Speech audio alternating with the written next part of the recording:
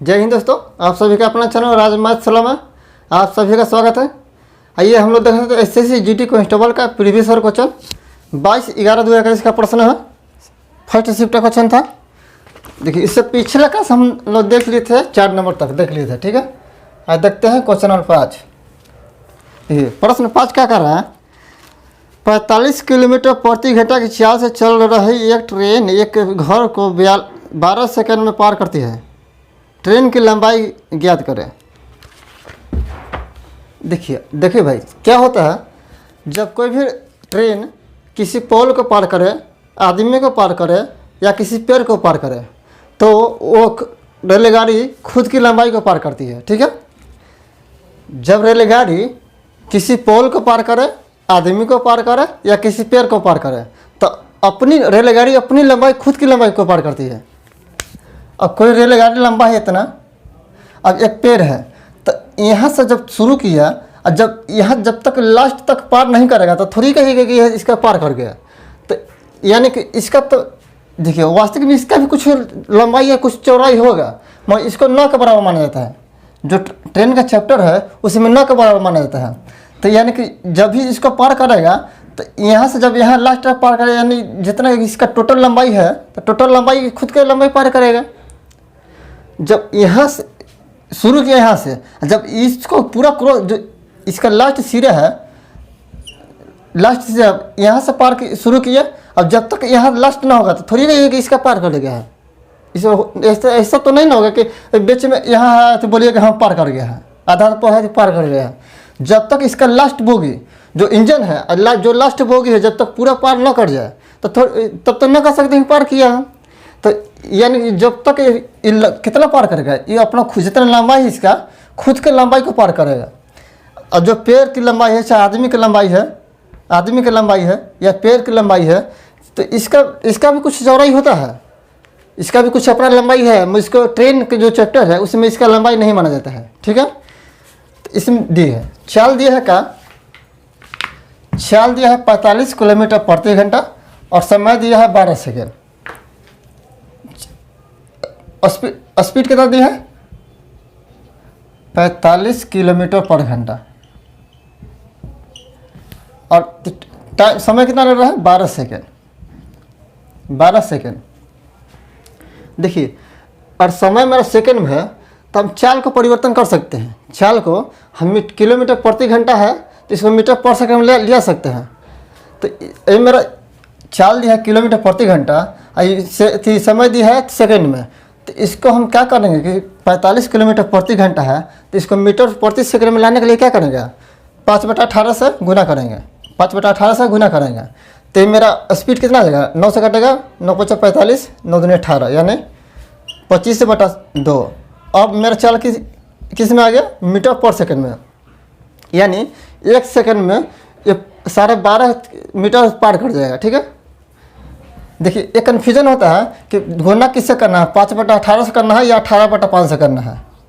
जब भी संख्या और 12 दिया हो, जब भी संख्या चाल मेरा 12 दिया हो और 12 से छोटा में लाना है, तो जो ऊपर वाला संख्या देखिए 5 बार है, 18 बार है, तो अब 12 है 18, छोटा है 5 है, तो हमको छोटा में लेना है। तो 5/18 से, यानी ऊपर वाला संख्या छोटा होना चाहिए। तो इसका हम छोटा लाने के लिए 5/18 से गुना करेंगे तो मेरा मीटर प्रति सेकंड में आएगा। और यही मेरा देखिए यही मेरा चाल 25/2 मीटर पर सेकंड है। इसको हम किलोमीटर प्रति घंटा में लाना चाहते हैं तो किससे गुना करेंगे? 18/5 से। ऊपर 18 है तो 12 ऊपर 12 संख्या है तो गुना करेंगे कितना लगेगा? 9, 5 से कटेगा 5, यानी 9×5 = 45 किलोमीटर प्रति घंटा में आ गया। स्पीड किलोमीटर पर घंटा में आ गया। ठीक है, यहाँ तक हो गया। मेरा स्पीड आ गया कितना में?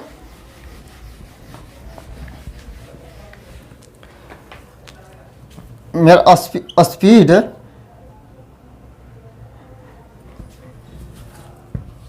आ कितना में? 25/2 मीटर पर सेकेंड। अब मैं चाल कितना है, समय कितना है? 12 सेकेंड। तो दूरी बराबर क्या होता है? दूरी बराबर क्या होता है? चाल गुने समय। तो इसको 2 से काटा 6 बार में, तो 25×6 = 150, यानी 150 के मेरा क्या आया? 150 मीटर। 150 मीटर मेरा थी ट्रेन की लंबाई आ गया। इसमें दिया है घर की लंबाई, तो घर की लंबाई को इसको मैं 9 के बराबर माना गया है। ठीक है, तो लंबाई कितना हो गया ट्रेन की? 150 मीटर। Option number B.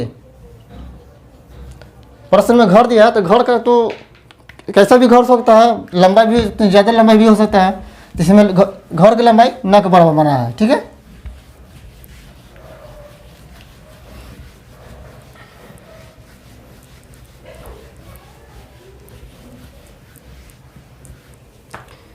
देखते हैं प्रश्न संख्या 6। देखिए प्रश्न 6 का करा है, 5 विषयों में अमित के प्राप्तांकों का औसत 72 है। यदि इन विषयों में से 3 विषयों के प्राप्तांकों का औसत 70 है तो शेष विषयों के प्राप्तांकों का औसत क्या होगा? मान लिए ये कलुआ है, एक परीक्षा दिया जगह में 5 विषय है, इसका औसत कितना रहना है? औसत कितना अंक है? 72 अंक, सॉरी 72 अंक। ठीक है, एक कलुआ पर परीक्षा दिया जरा में 5 विषय 5 गो विषय है, वगैरह में सभी में औसत कितना है? 72। कलुआ दिया 3 में 3 विषय है जरा में 70 औसत आया है। जो परीक्षा कलुआ दिया है वगैरह में 3 विषय में 70 औसत आया है, बचा 2 विषय, टोटल मेरा विषय 5 है, इसका मालूम नहीं है। टोटल मेरा 5 विषय है, टोटल में कितना आया है? 72, औसत आया है 72। तो इसके लिए हम क्या करेंगे? इसका तो निकलना है, जो 2 विषय में उसका औसत निकलना है। तो ये देखिए, ये औसत से मेरा कितना कम है? 2 कम है, तो औसत से 2 कम है। संख्या कितने है? संख्या मेरा 3 है, औसत में 2 की कमी, संख्या मेरा कितना है? 3 से गुना कर देंगे। देखिए टोटल मेरा 72 है, तो मान लें कि टोटल मेरा 72, तो सभी का औसत मान लें 72। अब ये देखिए, ये मेरा कमी हो रहा है, तो इससे अब टोटल मेरा कमी कितना है?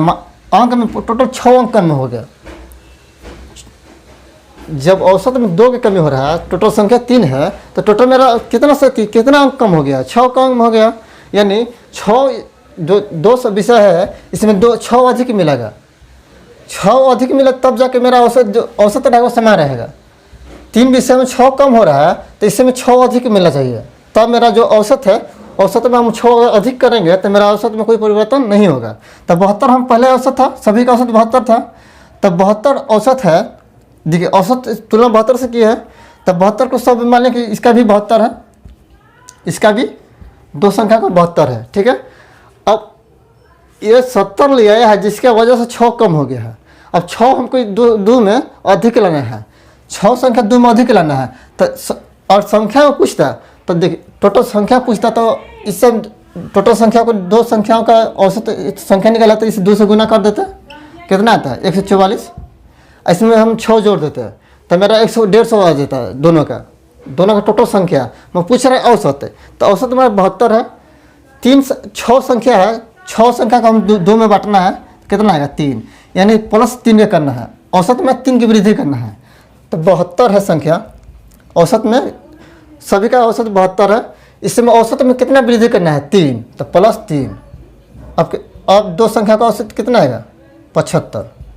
यानी जो 2 संख्या शेष बचा है मेरा, कलुआ जो थी परीक्षा दिया है उसका में जो 2 संख्या है उसमें 75, इसका औसत 75 आया होगा, तब मेरा टोटल संख्या का औसत आएगा 72। ठीक है,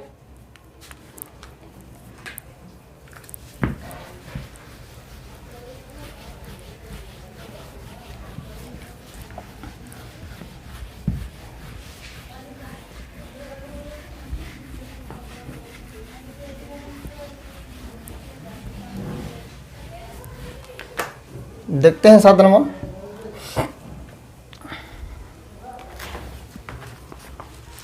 देखिए, यदि एक बेलन के आधार की त्रिज्या 20% बढ़ा दी जाए, इसकी ऊंचाई 33.1/3% घटा दी जाए, तो इसके आयतन में कितने प्रतिशत परिवर्तन होगा?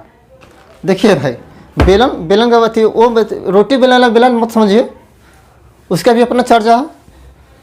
बचपन में मम्मी कहती बेलन खाना पड़ता था, शादी से तो आप समझ ही रहे हैं किसी बेलन खाना पड़ेगा। वो बेलन नहीं, रोटी वाला बेलन होता है ऐसा, इस तरह का होता है। ऐसा बेलन नहीं, बेलन भुजा जो चौड़ाई हो उसमें समान रहेगा, चौड़ाई समान रहेगा और लंबाई में जितना जा सकता है चौड़ाई जितना चौड़ाई मेरा समान रहेगा। अब रोटी बेलने वाला बेलन में समझिए, देखिए अब कह रहा है कोई बेलन है, उसकी लंबाई चौड़ाई ऊंचाई थी त्रिज्या में और ऊंचाई में वृद्धि करते हैं, तो बेलन का क्षेत्रफल कितना होता है? बेलन का क्षेत्रफल बेलन का आयतन क्या होता है? पाई आर स्क्वायर एच। बेलन का आयतन क्या होता है? बेलन का आयतन क्या होता है? पाई आर स्क्वायर एच। एक बेलन है तो इसका जो पाई का मान कितना होता है? 22/7 पाई आर स्क्वायर एच। इसका पहले था, इसका त्रिज्या तो मालूम नहीं है और ऊंचाई भी मालूम नहीं है, तो पहले था ये तो R1 मान लिया त्रिज्या को और एच को H1 मान लिया। फिर उसके बाद क्या हो जाता है? पाई तो मेरा समान आता है 22/7, अब R2 हो गया, त्रिज्या R2 हो गया, R2 स्क्वायर इंटू H2। कह रहा है कि जो त्रिज्या उसमें 20% बढ़ाते हैं, तो जब परसेंट की चर्चा करते हैं हम 100 क्यों ना मानते हैं? क्यों ना माने? 100 मान लिए।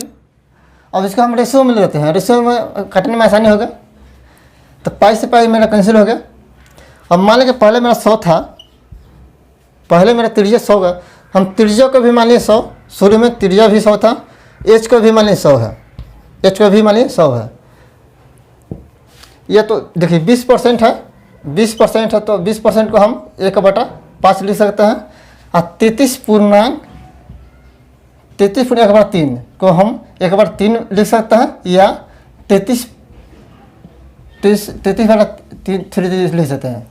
33 में आगे तक कंटिन्यू जा सकता है, ठीक है। इसको भागा में इतना लिख सकते हैं। मान लेंगे तो हम पहला त्रिज्या कितना है? त्रिज्या पड़ रहा है 5 है, तो त्रिज्या को मान लिया 5, ऊंचाई को मान लिया 3, ऊंचाई को मान लिया 3। तो पहले त्रिज्या था 5, अब हो गया कितना? 20 में बढ़ता है, मैं 5 में से 1 बढ़ गया, तो कितना हो गया अब 6। तो R स्क्वायर है तो इसका भी स्क्वायर करेंगे, 5 से 6, 5 से 6 2 बार हो गया। अब रह गया H ऊंचाई, तो ऊंचाई को हम माने 3, तो ऊंचाई को 3 है, त्रिज्या थी जो ऊंचाई है तो 33.1/3% घट रहा है, तो 3 है त्रिज्या का मान है 3, तो 3 से 3 से यानी 1 घट रहा है, तो 3 से कितना हो गया? 2। इसको हल करते हैं, 3 से कटेगा 2 बराबर, अब कितना आया मेरा? इस तरफ कितना आएगा? टोटल जो थी गुना किया तो 25, इस तरफ आएगा 6 को 24। अब देखिए अब कह रहा है कितना परसेंट कमी होगा, कमी या वृद्धि की पूछ रहा है। तब पहले था मेरा पूरा क्षेत्रफल था कितना, सॉरी आयतन कितना था? 25, अब कितना हो जा रहा है? 24। मेरा रेशियो में कितना माने? पहले 25 था, अब हो गया 24, तो कमी या वृद्धि हो रहा है? कमी हो रहा है। कमी कितना कमी हो रहा है? कमी जो हो रहा है कितना के? रेशियो में मेरा कितना का कमी? 1 की कमी। हम चर्चा पहले जो पहले संख्या था उसी से चर्चा करेंगे, कमी या वृद्धि हो रहा है, तो हो रहा है कमी, तो कमी का माइनस कर देंगे। पाए बट्टा में कितना है? किससे चर्चा कर रहे हैं? थी पहला संख्या थे पहला से, तो पहले मेरा कितना है? 25/25। तो 1/25 क्या होता है? 4%। 1/25 किसको लिखते हैं? 4% को। यहाँ कमी है तो यानी कमी होगा, माइनस चिन्ह है, यहाँ से इससे कम है तो कमी होगा, यानी 4% की कमी हो रहा है, 4% की कमी हो रहा है। पहले त्रिज्या में 20 में बढ़ाया, पहले जो बेलन था तो बेलन में की त्रिज्या में 20% बढ़ाए हैं और ऊंचाई में 33.1/3% यानी 33.33% को कमी की है। तो 33.1 हम 3 के रूप में लिख सकते हैं या 33.33 लिख सकते हैं, ठीक है। तब मेरा कमी क्या हो रहा है? क्या 4% की कमी है। ऑप्शन नंबर सी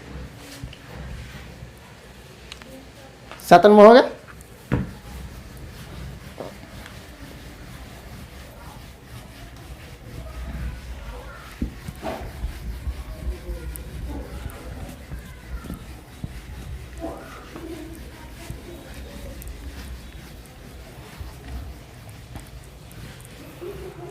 देखते हैं 8 नंबर।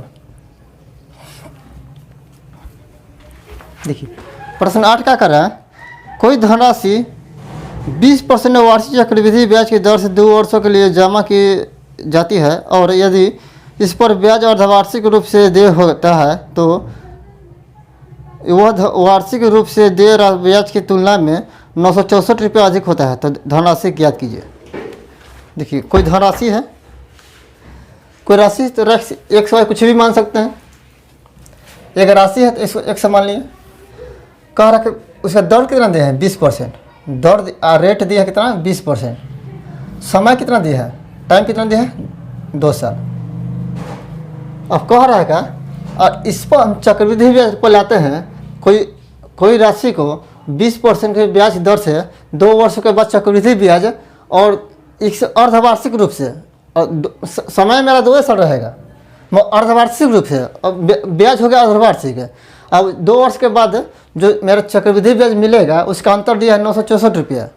इसका दिया है कितना 964 रुपया। देखिए 20% इसका मान है तो 20% 1/5 लिख सकते हैं। 1/5 हम लिख सकते हैं। 20% का मान 1/5 है, भागा में 20%। 20% को हम 1/5 के रूप में लिख सकते हैं। ठीक है। अब रह गया क्या, कह रहा है अर्धवार्षिक। जब मेरा अर्धवार्षिक का है तो समय 1 साल में थी अर्धवार्षिक क्या हो 2 जगह, तो जो दर है उसका आधा करेंगे और समय का दोगुना करेंगे। जब अर्धवार्षिक का है तो मेरा जो रेट है, रेट कितना है 20%, इसको आधा करेंगे, जो समय है उसे दोगुना करेंगे। 2 साल है तो 2 से गुना करेंगे। अब मेरा ब्याज कितना आ गया, जो रेट है अब कितना आ गया 10%, और मेरा तो थी अब समय कितना, टाइम कितना आ गया 4, समय कितना आ गया 4। और यही कहता कि तिमाही में तो 1 से 3 माही का है तो 1 से 12 महीने के लिए होता है साल, तो इसे भाग कितने 4, यानी 4 से दर को 4 से भाग करेंगे और समय को 4 से गुना करेंगे। यह अर्धवार्षिक है तो एक अर्धवार्षिक को 1/2 यानी 12 महीने का होता है, यानी 6 महीने पड़ेगा ब्याज। यानी कि इसको साल में 2 थी आधा हो गया, तो इसको दर को आधा करेंगे और जो समय है उसे दोगुना करेंगे। ठीक है, यहाँ तो समझ गए।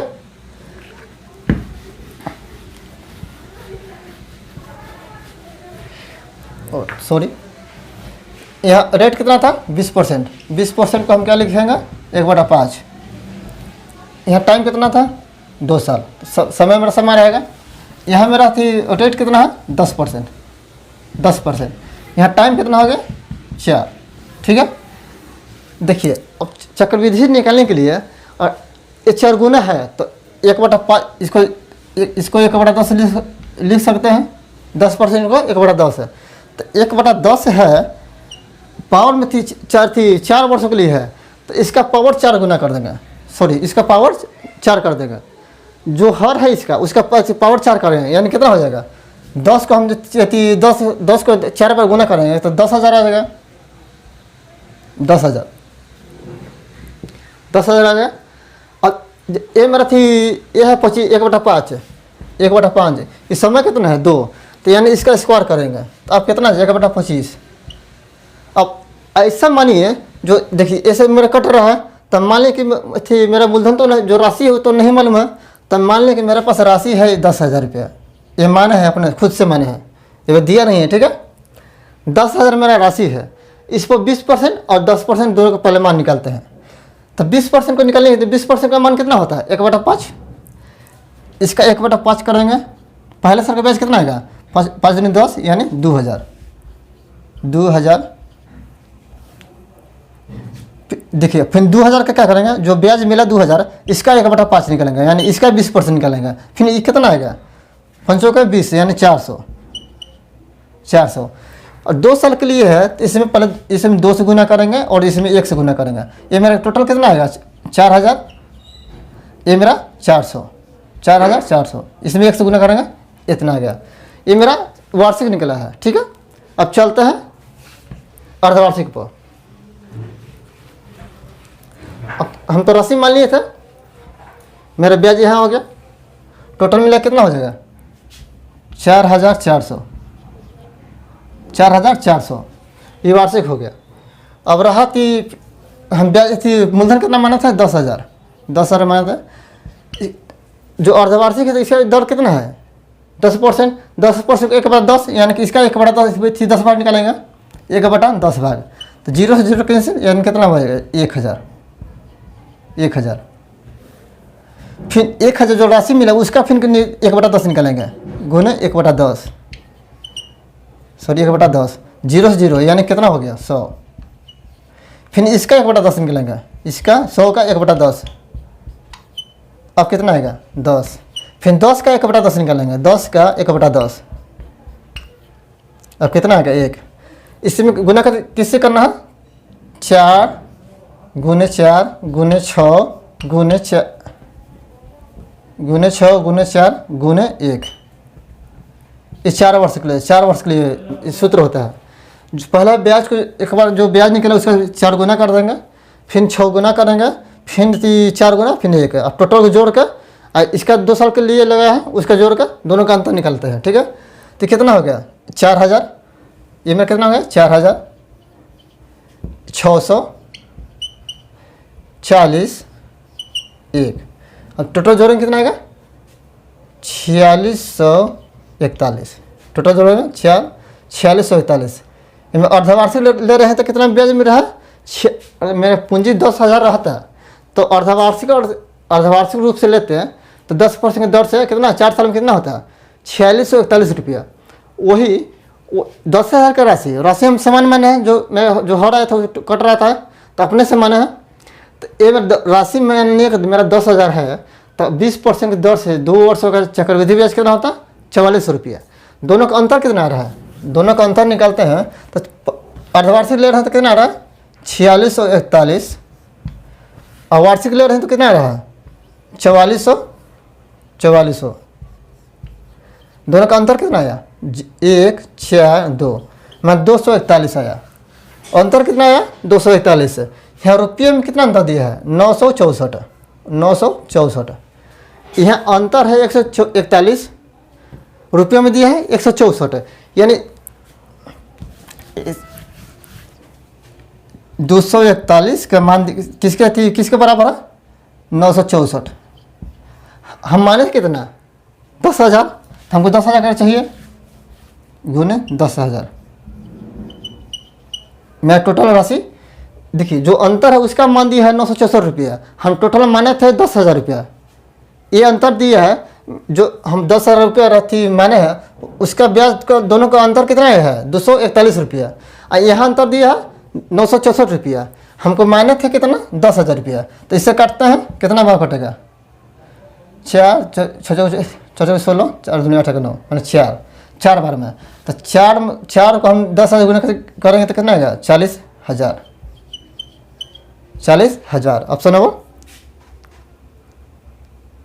ऑप्शन नंबर ए ठीक है।